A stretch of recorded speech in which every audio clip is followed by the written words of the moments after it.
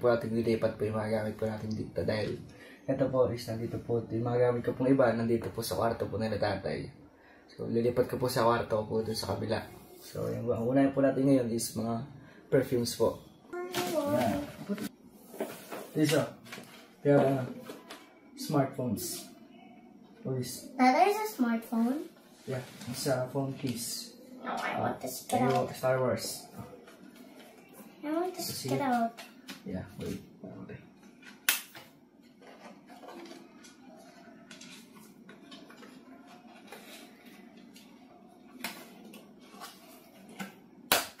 Yan. Yan. I got it out. Okay. Sa phone case. Try it. Lalo po tayo po. Yeah, mga salan po. Yung po. This This. Oh, it's glasses. Yeah. Oh, it's me and yours.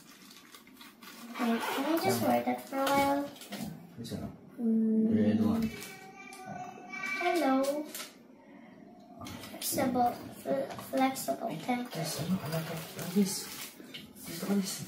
Oh. That's work. This is for Travis, Nico, and yours. This. This yung souvenirs this. Yan, meron po tayo dito Palawan. There you go. How in the world like this?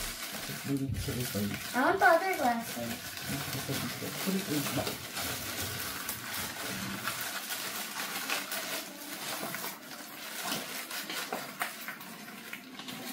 Hey, where's the other one like this? Para na eyewear.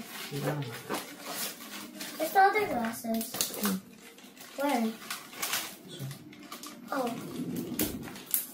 Can you just throw the sketchbook?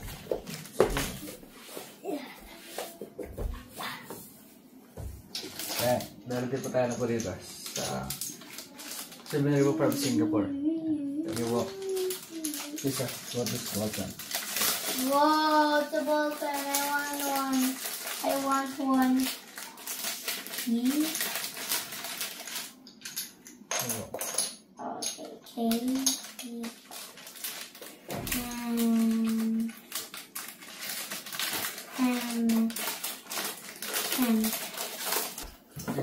Ay, gusto na pa pala this. One glass. One glass.